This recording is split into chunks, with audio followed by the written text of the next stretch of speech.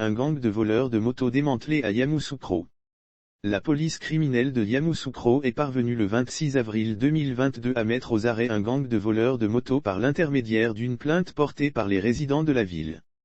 Les faits le 26 avril 2022 Dames a saisi le service de police judiciaire pour porter plainte par rapport à une tentative de vol perpétrée de nuit à sa résidence située à Djiakro/Yakro.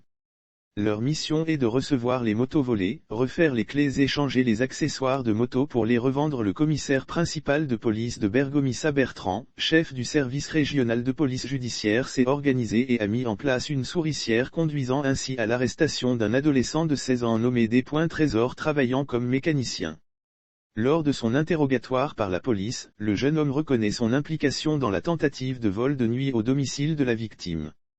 Lire aussi Côte d'Ivoire Mami, un chauffeur de mini-car tue sa copine et se rend à la gendarmerie de plus. Il a ajouté qu'il fait partie d'un gang spécialisé dans les vols de nuit par effraction rôdant autour des résidences du quartier de Djiakro à Yamoussoukro.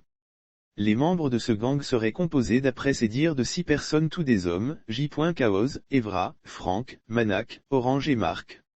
L'interrogé continue ses explications en dénonçant un autre gang mais qui cette fois est passé maître dans l'art de voler des motos. 2 noms sont ressortis par l'individu lorsqu'il lui est posé de citer quelques membres de ce gang, B. Mori, un adolescent de 17 ans ivoirien, et IOM, un jeune ivoirien de 23 ans qui sont tous 2 mécaniciens de moto à Assabou/Yakro. Les mesures arrêtées guidées par Trésor, l'adolescent de 17 ans, c'est une équipe d'enquêteurs sous la commanderie du commissaire de police Akpo Aka qui se sont déplacés pour interpeller Y et Mori qui ont confirmé à leur tour être membres d'un gang de vol de moto comme indiqué par des Trésor. Ils expliquent que pour leur mission est de recevoir les motos volées, refaire les clés et changer les accessoires de moto pour les revendre.